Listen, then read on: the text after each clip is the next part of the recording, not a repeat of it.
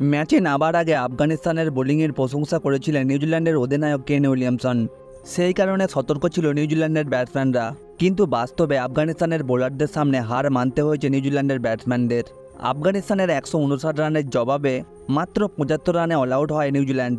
84 রানের বড় জয় দিয়ে গ্রুপ পর্বে নিজেদের দ্বিতীয় জয় তুলে নিল আফগানিস্তান, মাত্র 75 রানে অল আউট।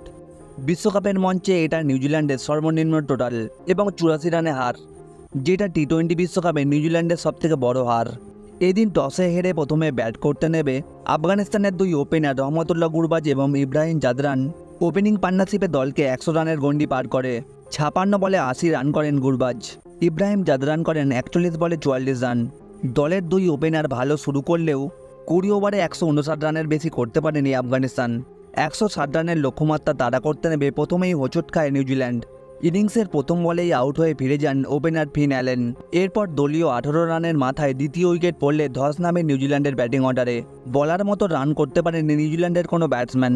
দলের হয়ে সর্বোচ্চ 18 রান করেন গ্লেন ফিলিপস, ফজল হক ফারুকি এবং রাশিদ খানের বোলিংয়ের তোপে 15 ওভার 2 বলে মাত্র 75 রানে অল আউট হয় নিউজিল্যান্ড। আফগানিস্তানের বোলার ফজল হক ফারুকি 3 ওভার 2 বল করে 17 রান দিয়ে 4টে উইকেট পান। রাশিদ খান 4 ওভার বল করে 17 রান দিয়ে 4টে উইকেট পান।